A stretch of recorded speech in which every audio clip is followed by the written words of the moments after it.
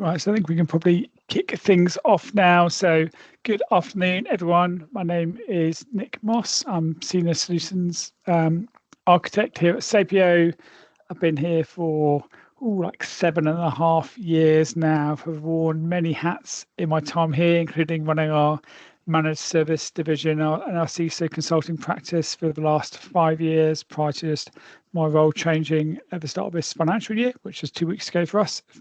Welcome to the Cyber Expert series. You're going to have a brief intro from me, and then the bulk of the knowledge will be shared by my colleague Kieran Marshall, who is our Cyber Foundations assessor. I'll let him introduce himself appropriately in a minute or so. Just conscious that I don't know how much you guys know about Sapio, so I'm just going to do literally like 2 minutes on us, and then we're going to get into the kind of meat of the session today, which will be with Kieran. So Kieran, can you jog the slides on, please? So Sapio, UK-based cybersecurity partner, all about kind of taking our customers on a journey to continual security improvement. We do that by understanding where they are right now, the awareness, and then understanding the risks they might face. We've been operational now, getting on 9 years, based out of High Wycombe, got an office in Moorgate as well. I think our probably 20 plus of our 80 staff have got 15, 20 years experience in cyber, myself included. So we are experts, we are assured service providers in conjunction with NCSC. We purely work in cybersecurity, and our kind of aim is to have like 10-year relationships with our customers. By doing that, we do the right thing by the customer, short, medium, long term, and that's how we've built this kind of great business that I've been delighted to be part of the last 7.5 years myself. Kieran, could you just move the slide on, please? So a lot of kind of, when it comes to security, you can kind of, there is a curve and like there's different levels you can be at, right? It's kind of not rocket science to say that. And we help people on this journey where we're talking about products, we're talking about policies, we're talking about their people, their human risk. And there's loads of different levels. And it's not to say, firstly, if you're on the left-hand side, you're failing. If you're the right-hand side, you can put your feet up and say, oh, kind of, we've completed security. It's not quite as simple as that. But definitely where it starts out with is actually understanding where you can plot yourself on this kind of graph, on the scale. So taking some kind of initial baseline of benchmarking exercise is really key to starting that journey or continuing that journey even. So that's kind of what we're here to talk about today, and we'll get into that in a second. If you move that on, please, Kieran. So when it comes to kind of risk management, there's kind of two schools of thought. You've got the kind of best practice, which I like to think is more the carrot approach, and you have legislation, which is very much the stick. And so I'm sure you're all aware of kind of obviously a bunch of work we were to do kind of 6 years ago around GDPR and UK data protection. There's a new standard from the EU NIS2, which came into force in October last year. That's going to become the UK Cyber Resilience Bill, which is being kind of discussed at the moment. A lot of you are going to be have to work alongside PCI DSS regulations around credit cards, and these are all things you have to do. Otherwise, you either get fined or you can't work in a certain geography or vertical or sector, right?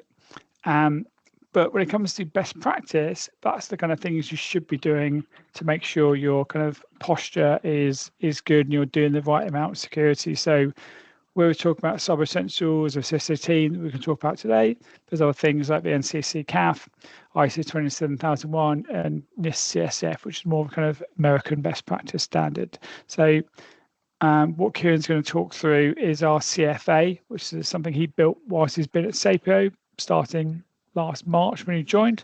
And that's all about helping maybe those kind of less mature businesses get to what good looks like, and understanding where the gaps are, understanding where they can make some improvements. Next slide, please, Kieran. And this is just some background from the UK Gov Cyber Breach Survey 2025. Just Kieran, if you can just basically pay all these through, right? So I'm sure you have seen this. This came out, and I think in February, March this year. So I'm sure a lot of you have seen it anyway. In terms of, we know that lots of companies are experiencing cyber attacks. That's the survey backs that up. We know the adoption of insurance is increasing. I'm not sure the frequency of the insurance payouts is increasing at the same rate of people buying it. So there definitely is a conversation to be had about, do you cyber insure, do you self insure? That's a whole other webinar if you're so inclined. We've probably got one of those saved somewhere in our archives. And I think the stats at the bottom around the kind of Cyber Essentials and Cyber Essentials Plus accreditation, or kind of how many people are certified, is quite interesting. As the businesses get larger, that number actually deteriorates, which I think is maybe contrary to what you might think. I think that's a case of, in a larger business with a new version of C plus and having to have the kind of the patching kind of standards becomes quite strict, and that can be harder in a larger business or in a more legacy business. I think if you are born in the cloud, the kind of patching issues may be less of a concern. But I'd have thought those numbers would have been higher, but that they came from UK Gov, so I'm going to believe them. But that's enough for me. As I said, I was just going to do the scene setting today. Going to hand over to Kieran to handle the bulk of the talk track. I'm definitely going to be.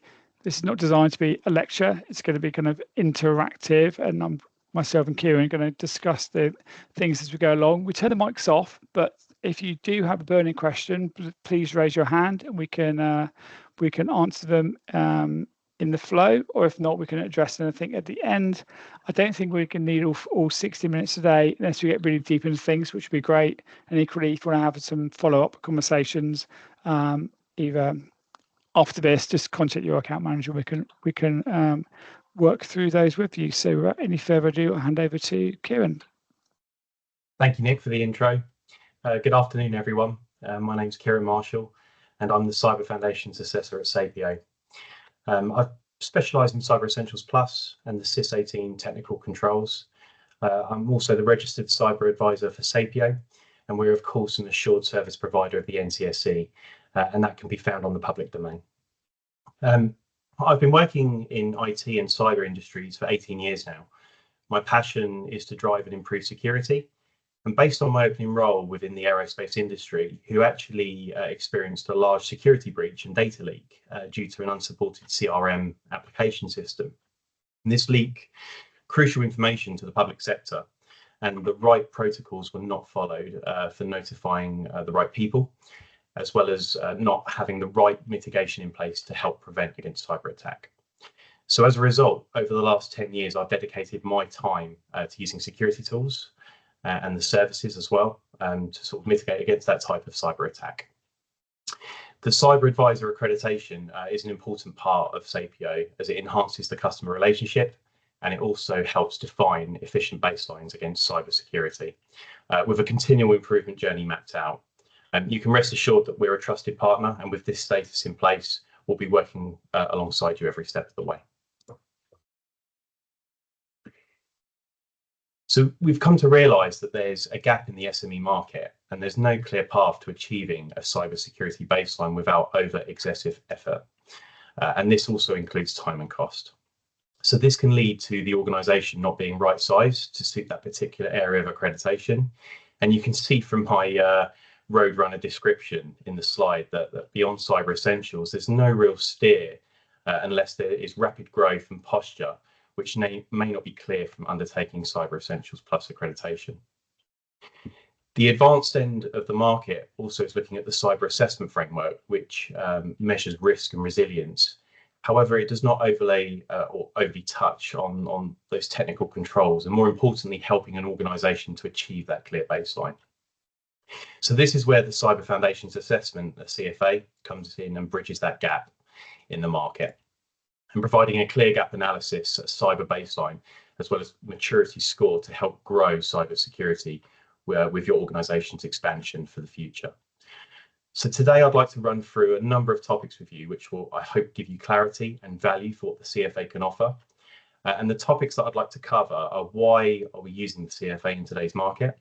The value of the CFA, the process flow behind that, and the automated tools that we use, and how you can be a part of that process. And then finally, how we compile our roadmaps and assist you on that cybersecurity growth journey.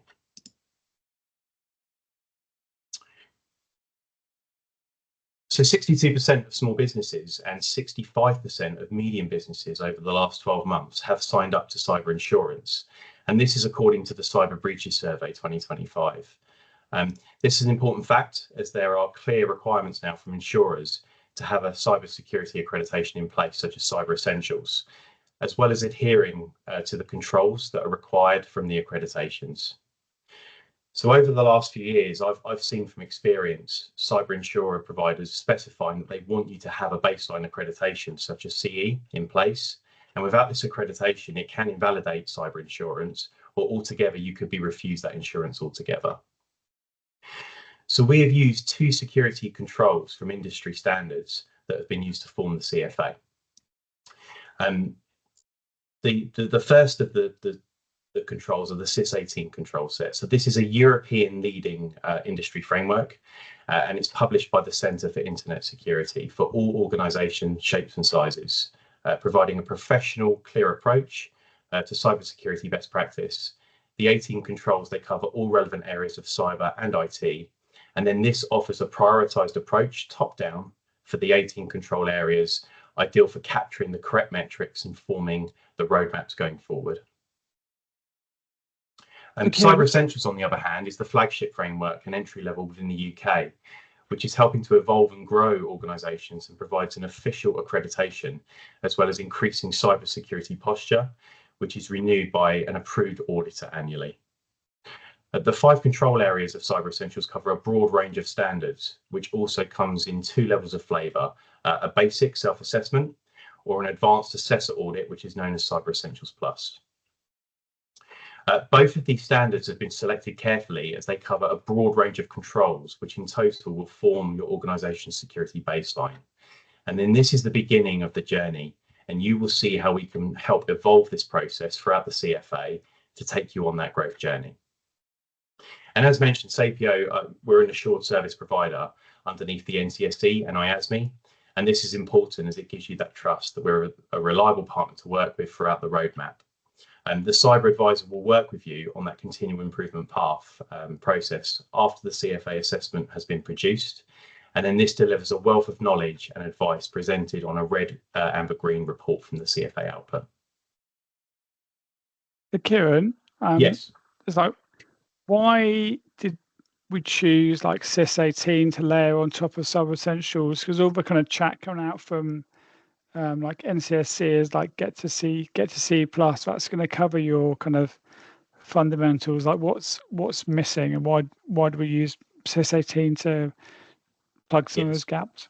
Yeah, that's a good question, Nick. And so Cyber Essentials conforms to 5 main security control elements. With the CIS 18, it covers 18 technical control areas that enhance the Cyber Essentials element. So it captures that broader aspect of cyber and IT together.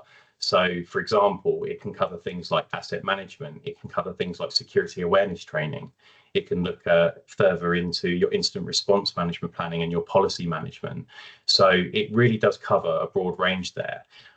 The other element to the CIS 18 as well is it is a prioritized control set. So you do start at number 1 and that work has been done for you. And then top down, it ends with penetration testing. So it gives you a prioritized roadmap to work through. And that is a brilliant mapping to the Cyber Essentials elements that form that CFA. Well, thank you. So in terms of the deliverables, the CFA will give you 3 core value outputs. It gives you a cybersecurity baseline, an industry-leading maturity score, and then a Cyber Essentials alignment score. So as we've discovered on the intro, baseline is important, and this can determine how you grow as an organisation, and alongside this, how you also grow your security posture, bringing all policies, products, and people along that growth journey from a maturity standpoint.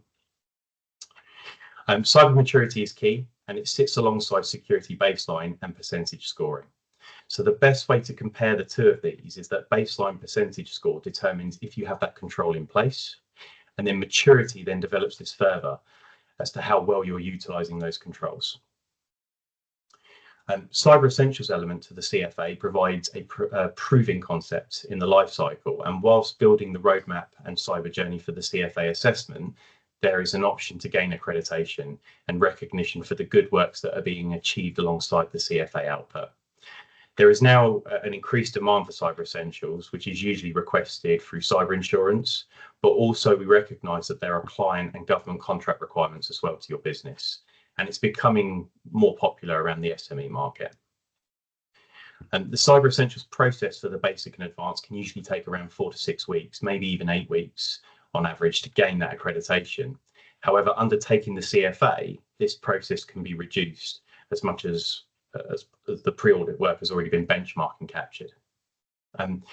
Further work, however, on software vulnerabilities is certainly recommended and is a big part of the CE process. So as you'll be able to get a real-time agent scan of all your software in scope for the Cyber Essentials assessment, and this gives a better understanding of how much time, effort, resources required to remediate in order to gain that CE accreditation. As an NCSC cyber advisor, I can transition into this role and advise you further based on the requirements for the pre-audit scans, the scope of your organisation for Cyber Essentials to ensure we're working as efficiently as possible to gain the accreditation and meeting those expectations. Well, so Kieran, another question I get asked a lot is that we speak to a lot of like IT people, security people, and they kind of understand all the jargon and all the kind of acronym soup that's very common in this industry, but they have to go and present back to their executive teams and boards and what have you. So how transferable is those report outputs so that our kind of professionals we work with from an IT standpoint can go and communicate that message back up to their maybe less IT literate excos and that sort of thing? Yeah, absolutely. So with the CFA, you have that element of the actual reporting element, which I'll go on to shortly. But in short, what we can do is we can present this on your behalf to your board and exec teams, and we can show you how that posture and that baseline is aligned. And then to those three outputs, we can then present that from a maturity standpoint, from a percentage score CFA standpoint, and then also to the Cyber Essentials accreditation. And we can bring that into play and show where those areas of good practice are in place and bad indicators of practice are as well. And then we can obviously work with you on that roadmap and show you how to align to that going forward in front of the board and exec teams. Cool, thank you. In terms of the process, so due to a refined process of the CFA mappings, we can determine the time frame in which we can deliver the outcome. So the engagement takes around 2 weeks to deliver, and this is dependent on interview availability. So this means that we can conduct our assessment, interview key stakeholders, and then deliver the final draft of the CFA report within a 2-week time frame. The fact that we can determine that turnaround time also ensures that we can deliver this as a fixed cost outcome. So this means that you will not see any hidden costs or last minute costs during the whole process. The interview process has been designed in a smart interview format, and this means that each interview or discussion is conducted as part of an alignment call with an informal chat. What we do not do is quote from the assessment platform. We don't become over technical, and we will always provide the CFA on an assessment basis and not an audit. We prefer this approach so that we can then align with you as a partner and work with you to build that strategic roadmap. So Kieran, well, what's the difference between an assessment and an audit? Because I've been guilty of using the words interchangeably in the past. Yeah, so we use the term assessment. We work, and the CFA sort of molds around the assessment phase, and what that means is we are working with you on that process. So we're helping you to get to that posture of maturity. We're not actually auditing you against certain controls. So we're not going to look at you against your existing accreditations. If you're looking for something else from an auditor, we're not going to obviously audit you on that, and we're not going to downmark you on that. So that's why we are not auditing you. But from an assessment perspective, we like to work with you on that alignment and that roadmap going forward. Great, thanks. A typical CFA should take no longer than no more than 4 to 5 stakeholder interviews, and that's a total of 5 hours of interview time. So it means on average that there's around an hour spent with each stakeholder in order to compile the CFA assessment. Your CPO advisor conducting the assessment will of course be flexible around your employees' availability. There's no downtime to your business in our approach to the assessment base. Although the process for the CFA has been designed for a remote experience, we can offer other flavours of delivery. And as an example, a common on-site option is to provide a risk register exercise, which involves a whiteboard session, and the CFA can be extracted from that risk register analysis.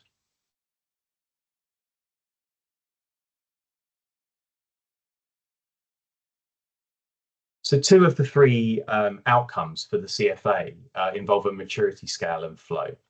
So as a recap, the CIS 18 controls are based around the Centre for Internet Security, which is European based. And during the assessment phase of the CFA, specific types of questions will be divided into what we call IG maturity controls. IG controls make up the organisation's maturity level, which is associated with specific questions within the CFA assessment. You can see from the screen here that there are 3 IG controls, and they start with an essential cyber hygiene, and then they progress onto more intermediate levels, and then onto the more optimizing levels of hygiene. So at the same time, we also use an industry-leading tool to gauge maturity against each question. This is known as the CMMI model, and it stands for Capability Maturity Model Integration. This is used to determine how well you're conforming against the safeguards and the questions on the CFA. And as referred to earlier, you may have the control in place, but how well are you actually managing, maintaining, and reviewing that control on a regular basis? And CMMI measures against this. To give you a good example of how to introduce the IG maturity controls into a CFA question or scenario, I would consider how this would fit into, say, end-user device management. So an IG1 representation of this would be how you are managing your endpoint assets on a regular basis and then keeping up to date with any scope changes. And then progressing on to an IG2 maturity configuration, that would focus on tools that can manage your assets, like the capability of remote wiping mobile devices as part of mobile device management solutions. And that forms the IG2 maturity levels. And then moving on to IG3, it's the most complex of the maturity hygienes. And to optimize the endpoint security phase, I would then start to see how advanced tools can separate, say, work profiles on devices, which cover work versus BYOD, bring your own devices. If you're scoring higher on your IG1 controls, this is certainly not a bad thing to consider, as it's showing that you have a maturing cyber baseline, and it's important to understand when looking at company growth, which in turn must include the growth of people. The products as well, and the services driven by that workforce, as well as your compliance. Oh, so Kieran, is it possible to have is it better to have like a high maturity on IG1s versus kind of low maturity on IG2s, or is that too simplistic? Is it all good? I'm just wondering what better is. I would usually expect to see when starting out on your security baseline, I would always expect to see that the IG1s will have a slightly higher percentage level than the 2s and 3s.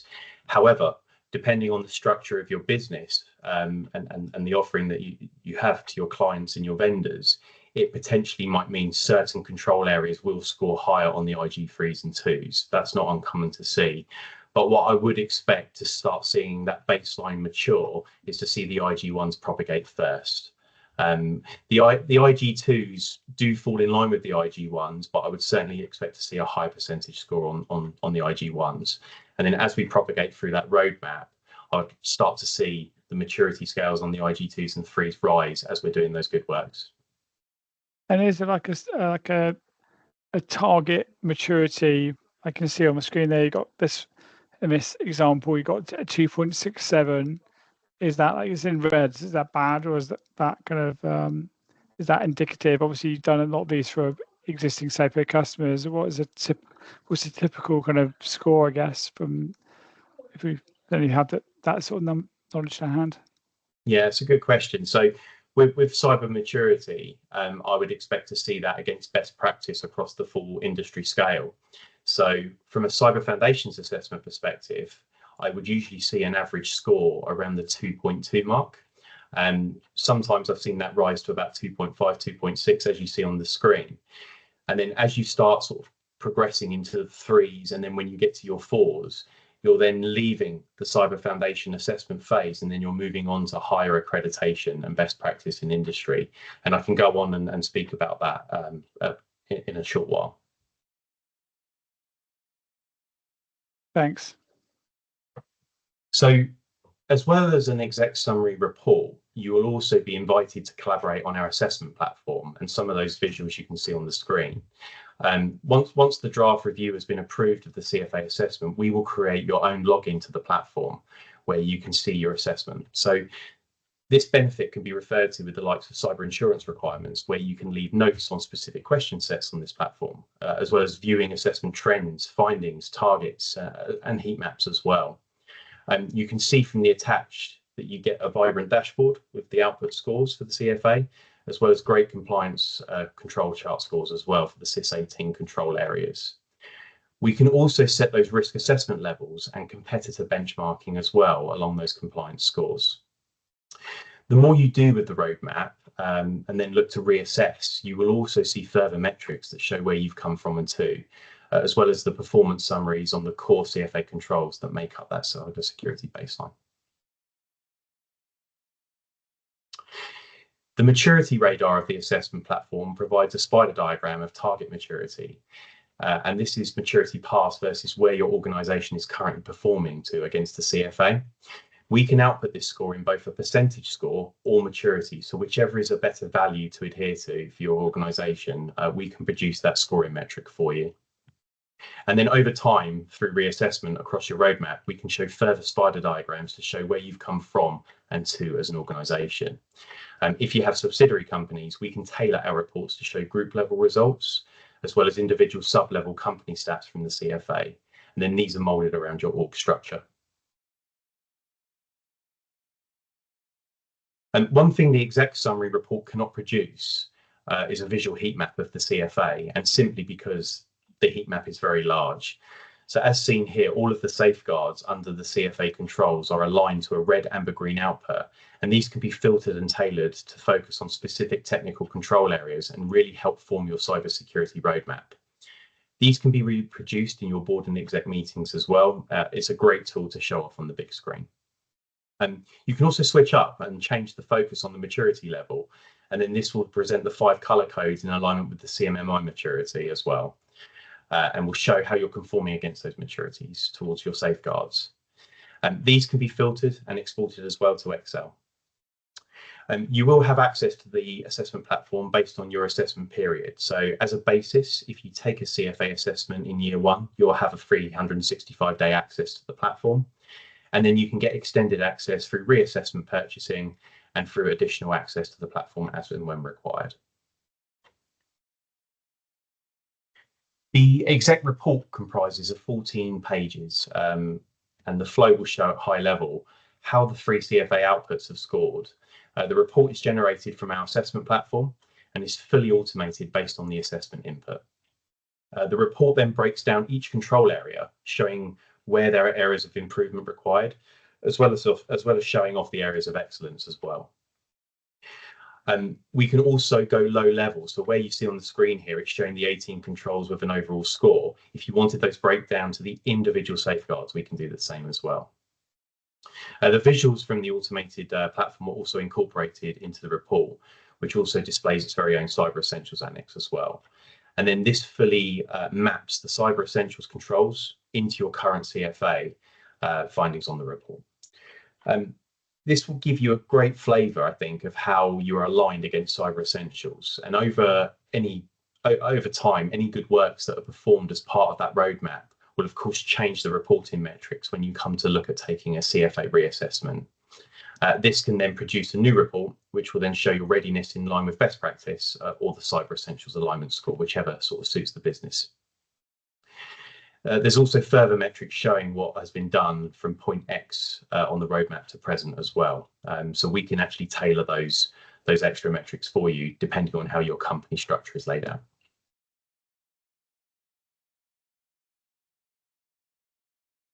So there are several elements to the process flow of the output of the CFA, and as well as a dedicated exec summary report complete with the recommendations to access our assessment platform, you'll also be given a full roadmap with in-house expertise that Sapio can offer to help align against the roadmap goals. As well as a cyber advisor advice, you will also have access to our solutions architecture team, who are best positioned to help right-size the products you are either looking to implement or may already have in place, and then further work to automate and consolidate as required, saving on cost and resourcing. Our sales team are also available to ensure that the right products are considered for the best company fit and ensure that there's consideration for company growth for the future, as well as cost saving exercise as well. Also with recommendations, if you require a vCISO for some of the policy work, we can also cover that. And Sapio offer a dedicated vCISO function to help with writing policies, risk register alignment, cybersecurity strategy, and a full security stack of bespoke, flexible hours, which can be brought onto an hourly retainer. Yeah, just to add, if you go back to that last slide, please, Kieran, like, although we obviously give those kind of report and recommendations, there's no kind of mandate that those recommendations need to be worked on with us. I mean, I'll be honest and say oftentimes we do end up doing follow-up work to help fill the gaps which we've uncovered, but it's not a case of we have to do that.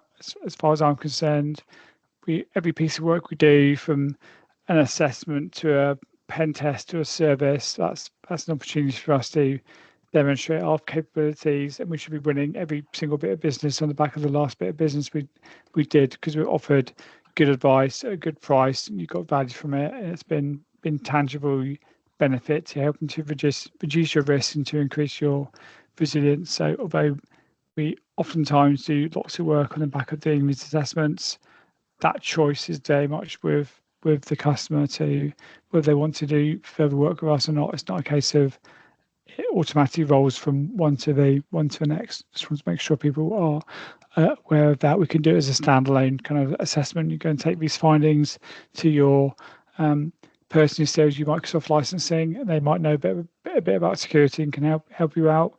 All we do is security, so we are kind of experts in that field, but it's not a fait accompli. You have to kind of work with us on the back of doing an assessment, but oftentimes you will do, but that's up to you.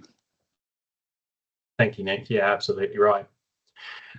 And I think now you've got your CFA output, how does this help the continual improvement path and growth as an organisation? So there's an option to gain an accreditation such as Cyber Essentials, and Sapio have a number of tools that can help you complete that journey with CE. From the CFA assessment, there will be clear and precise areas of improvement which we prioritise to industry standards. You then have the opportunity to reassess against the CFA to show where you've come to on that progression path. And then once you've come to the end of your journey, you can then evolve into further frameworks and accreditation as your business grows. So if your customer base is evolving to America, we can help you align from the CFA to your NIST requirements. Or if the organisation objective is to protect your data, then it may want to stay in the UK with the ISO 27001, which is a more suited option perhaps. So whichever your requirement through growth, Sapio can embark on that journey with you as a strong, trusted partner. And then just to show our continual will methodology, I wanted to show how the CFA can fit into this.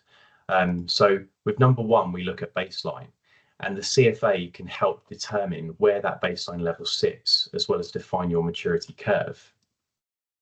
And then two, targeting. So the CFA can produce a Cyber Essentials framework target along the continual improvement path, and then that can concrete compliance and legislation.